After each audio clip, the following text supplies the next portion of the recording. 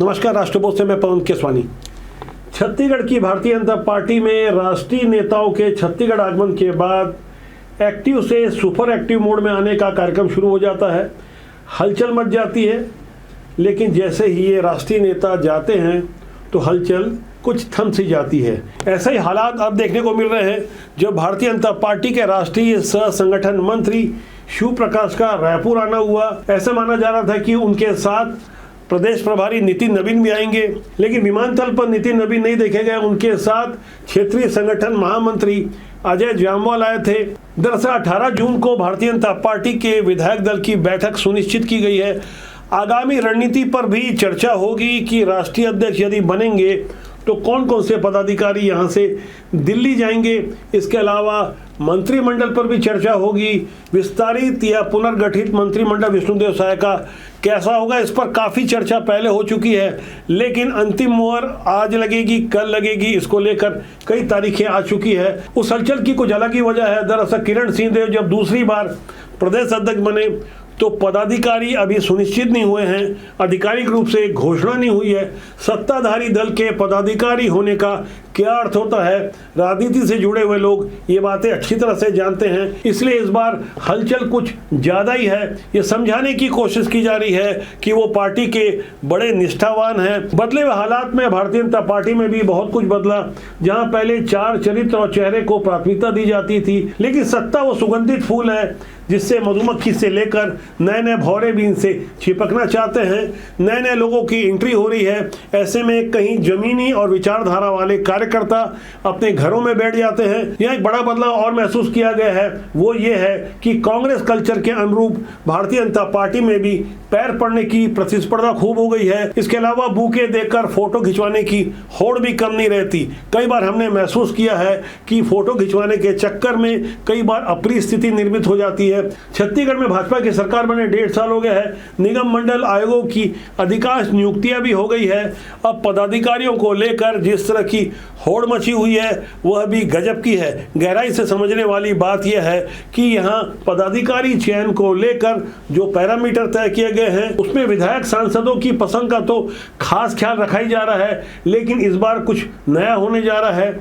नए लोगों को मौका देने की जो पुरानी रणनीति है उसके अनुसार ग्रास रूट पर भी गंभीरता से होमवर्क चल रहा है। हमारे पास जो ठोस जानकारी आ रही है उसके अनुसार पदाधिकारियों का चयन बहुत जल्दी कर लिया जाएगा। वैसे मंत्रिमंडल के चयन के मामले में नए लोगों को मौका देने का फार्मूला पूरी तरह से तो सक्सेस नहीं देखा गया। ऐसे में पार्टी और सरकार के अंदर से आवाज उठी कि अनुभवी लोगों को मौका दिया जाए।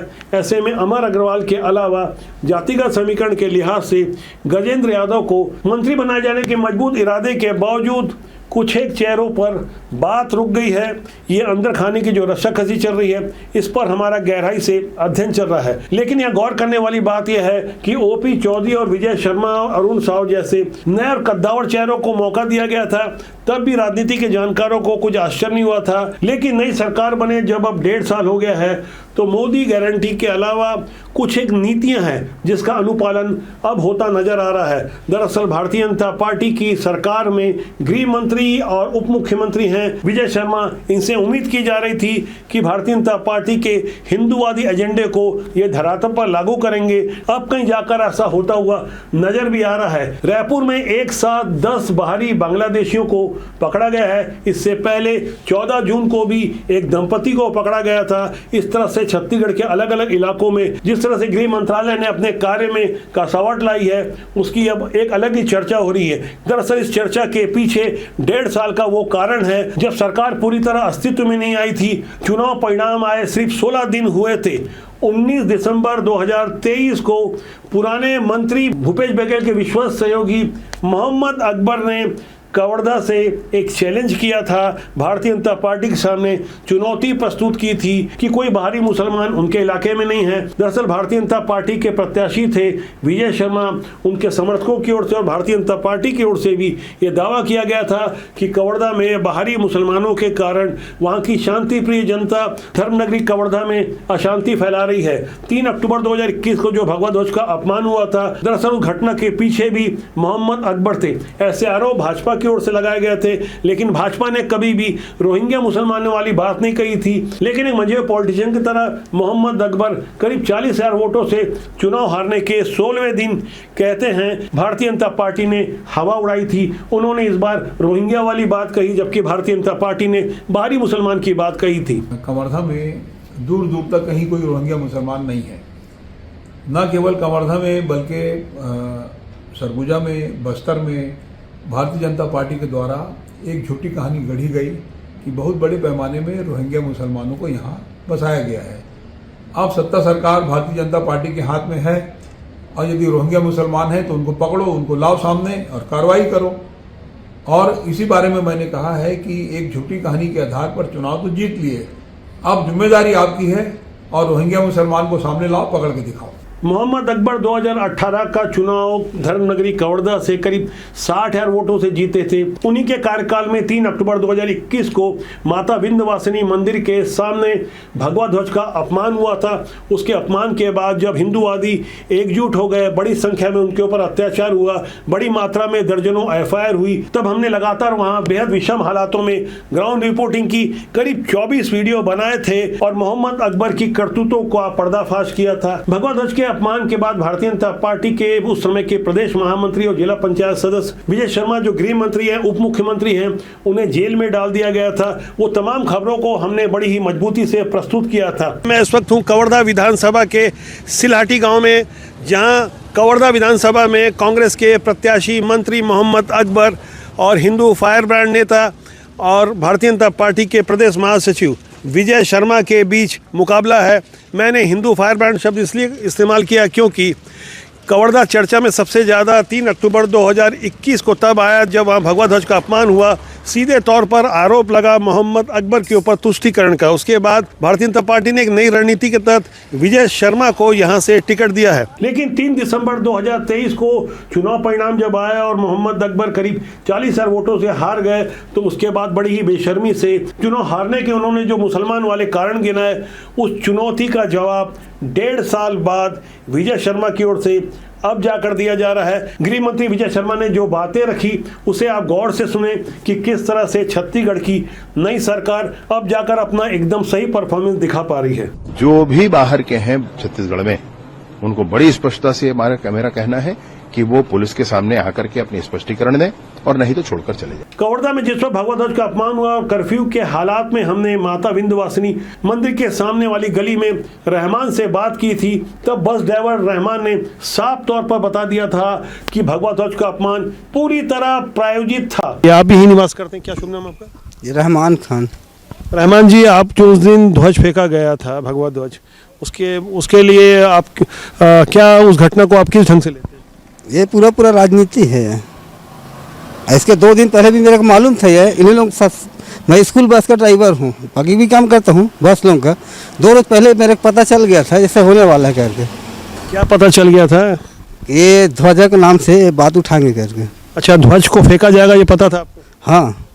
ध्वज फेंकने वालों को आप जानते हैं? जानता हूँ, लेकिन नाम नहीं क्या, उसी के बीच में मैं काम करता हूँ गाड़ी का। इससे आप अंदाजा लगा सकते हैं कि किस तरह से कांग्रेस के मोहम्मद अकबर ने वोटों के ध्रुवीकरण के अलावा कुछ और भी गहरी रणनीति चली थी जो देश और समाज के लिए बेहद घातक थी। चुनाव हारने के बाद उन्होंने जब चुनौती भारतीय जनता पार्टी के सामने प्रस्तुत की, तो उसके बाद हमारी भी ड्यूटी बनती थी। हमने लगातार कवर्धा के आसपास ग्राउंड रिपोर्टिंग की और कवर्धा में बाहरी मुसलमान पार्ट 1, पार्ट 2, पार्ट 3 नाम से अलग अलग खबरों को तैयार किया। आम जनता से जो बातें पूछी वो आपको हैरान कर देगी। उसकी कुछ झलकियां आप देखिए। गौठान के ऊपर कब्जा करके मस्जिद बनाए गए हैं। कवर्धा के जिन कब्रिस्तान में कॉम्प्लेक्स बना लेना, ये संभव है का? मैं आज तक चोरी नहीं किया हूं अपनी जिंदगी में। जिस डकैती का आरोप लगाया गया मुस्लिम समाज के द्वारा, मुतवल्ली बिलाल गांधी जो मुस्लिम समाज के अध्यक्ष थे उस समय। हम लोग का 40-45 साल पुराना कब्जा है। इनसे पहले कोई मामला हुआ होता हम लोग तामीर ही नहीं करते जी, और कोई मामला अभी तक आया ही नहीं साहब। और इसलिए भैया हमारा निवेदन है हाथ जोड़ के कि भाई इसको हटाया ना जाए। मस्जिद का मामला है और बरादरी का मामला है, यहाँ पर हम लोग बरसों नमाज पढ़ रहे हैं। ग्राउंड रिपोर्टिंग के दौरान हमारी मुलाकात एक ट्रैफिक आरक्षक से हुई। राजेंद्र चंद्रवंशी उसका नाम था। उसने बताया कि जिन दिनों मोहम्मद अकबर कवर्धा में राज किया करते थे, पूरे प्रदेश में उनकी तूती बोला करती थी। तब उन्हें धर्मनगरी कवर्धा में ऑन ड्यूटी जब वो वर्दी में थे तो किसी मक्खी खान नामक व्यक्ति ने बेवजह उनके साथ मारपीट की थी और उस पुलिस वाले की रिपोर्ट भी नहीं लिखी गई थी। ऐसे हालात में आज मोहम्मद अकबर की स्थिति ये है कि वो एक आरोपी हैं। उनके ऊपर आरोप है कि उन्होंने बालोद के घोटिया गांव के एक आदिवासी शिक्षक देवेंद्र ठाकुर से अपने सहयोगियों के माध्यम से नौकरी दिलाने के नाम पर पैसे लिए, करोड़ों रुपए की उगाही की गई। लेकिन जब लोगों की नौकरी नहीं लगी और लोगों ने तगादा करना शुरू किया तो तनाव और दबाव में आकर देवेंद्र ठाकुर ने सुसाइड कर लिया। सुसाइड नोट में बाकायदा मोहम्मद अकबर के अलावा उनके सहयोगियों में हरेन नेताम और मदार खान का नाम भी शामिल है। मदार खान को सुसाइड नोट में मोहम्मद अकबर का भांजा लिखा गया। इस मामले में हरेन नेताम और मदार खान तो जेल चले गए, लेकिन मोहम्मद अकबर की हाई कोर्ट से भी अग्रिम जमानत की याचिका खारिज हो गई। बावजूद इसके उनकी गिरफ्तारी नहीं हुई। ऐसे हालात में मोहम्मद अकबर कहीं ना कहीं तनाव और दबाव में तो हैं। ऐसे हालात में उन्होंने चुप रहना ही उचित समझा। राजनीतिक गलियारों में इस बात की भी चर्चा होती है कि भूपेश बघेल के विरुद्ध भी एफआईआर दर्ज है, मोहम्मद अकबर के विरुद्ध भी एफआईआर में नाम है। इन दोनों ही नेताओं की गिरफ्तारी क्यों नहीं हो रही है? वैसे भूपेश बघेल के बेहद करीबी एक मंत्री रहे कवासी लखमा तो जेल में है। तो ऐसे में यहाँ एक वाजिब सा सवाल खड़ा होता है कि मोहम्मद अकबर को आज की तारीख तक अभयदान क्यों दिया गया है? बदले हुए हालात में बदली हुई जिस तरह की राजनीति चल रही है, अंदर खाने भारतीय जनता पार्टी में बहुत कुछ चल रहा है। वैसा नहीं जैसा डॉक्टर रमन सिंह के शासन में भारतीय जनता पार्टी ने शासन किया। दिल्ली के शीर्ष नेता भी बहुत सारी बातों को तय करते हैं। नए लोगों को चूंकि मंत्रिमंडल में मौका दिया गया है, इसलिए जाहिर तौर पर शासन प्रशासन में भी इसका फर्क देखा जाएगा। जमीनी कार्यकर्ताओं की एक आम शिकायत है कि अधिकारी कहीं ना कहीं निरंकुश हो गए हैं। जमीनी कार्यकर्ताओं की वैसी सुनवाई नहीं हो रही है जैसा कि उन्हें अपेक्षा थी। वैसे अपेक्षाएं सत्ता के साथ कहीं ज्यादा बढ़ भी जाती है। सही कारण क्या है, जमीनी हालात क्या है, हम लगातार आपको जागरूक करते हैं उन खबरों से जिन्हें जानना समझना आपको जरूरी है। ऐसी जागरूक करने वाली खबर देख सकते हैं। ये खबर हमारे शिक्षा तंत्र से जुड़ी हुई है। छत्तीसगढ़ के सरगुजा इलाके के उदयपुर ब्लॉक के देवर टीकरा में जो शासकीय स्कूल है, वहां के हेडमास्टर रजक राम सरकारी स्कूल खोलने के पहले ही दिन शराब के नशे में टुन्न देखे गए, जमीन पर लौट रहे थे। सोशल मीडिया के दौर में किसी ने उसका वीडियो बना लिया। उसके बाद ये तस्वीर आप देख रहे हैं, ये तस्वीर उस विडंबना की है जिसे हमें मिटाना होगा। दरअसल छत्तीसगढ़ के सुदूर अंचलों से लगातार कुछ ऐसी तस्वीरें आ रही हैं। दूसरी तस्वीर आप देख सकते हैं बलरामपुर की है, कुछ महीने पहले की तस्वीर है। कुसमी ब्लॉक के सोनपुर के शासकीय स्कूल की तस्वीर है, जहाँ एक शासकीय शिक्षक गणेश राम शराब पीकर स्कूल आया था और बच्चों को जल्दी स्कूल से छुट्टी करवा देना चाहता था। तो छुट्टी करेंगे तब तो लड़का लोग को छुट्टी हो गया। अरे तुम लोग का अभी कितना टाइम हो रहा है? अभी 3 बज रहा है। 1 घंटा का समय है गुरुजी, 1 घंटा पढ़ाइए। छत्तीसगढ़ के सरकारी स्कूलों में ऐसी बदहाली को ध्यान में रखते हुए युक्तियुक्तकरण की नीति लाई गई होगी। इसी युक्तियुक्तकरण की नीति का विरोध कांग्रेस भी कर रही है और शिक्षक भी कर रहे हैं। वो शिक्षक कर रहे हैं जो शहर से बाहर नहीं जाना चाहते, वो शिक्षक कर रहे हैं जिन्हें असुविधा हो रही है। लेकिन सरकार की ओर से अपने एक वाजिब सा तर्क है, पर्याप्त मात्रा में शिक्षक हैं, योग्य शिक्षक हैं जो सुदूर अंचलों में नहीं जाना चाहते हैं। लेकिन अब योग्य और अतिरिक्त शिक्षकों को वहाँ जाना होगा। इसके लिए सरकार ने कुछ सख्ती दिखाई है। विरोध के बावजूद बदले हुए हालात में छत्तीसगढ़ की राजनीति में किस तरह से परिवर्तन हो रहा है, इसे आप गहराई से महसूस कर रहे होंगे। हम लगातार आपको जागरूक करते हैं। राजनीति में अच्छे लोग आना चाहिए। हमारा मानना है राजनीति बुरी होती ही नहीं है, उसमें काम करने लोग अच्छे या बुरे होते हैं। अच्छे लोग राजनीति में आते नहीं हैं, इसलिए राजनीति बुरी कहलाती है। देश और समाज के लिए अच्छे लोगों को आगे आना चाहिए या अच्छे लोगों को हमें प्रमोट करना चाहिए। तो आज के लिए इतना ही। मेरा आपसे आग्रह है कि चैनल को देखें, लाइक करें, शेयर करें, सब्सक्राइब करें। बहुत जल्दी मैं आपसे फिर मिलने वाला हूँ। नमस्कार।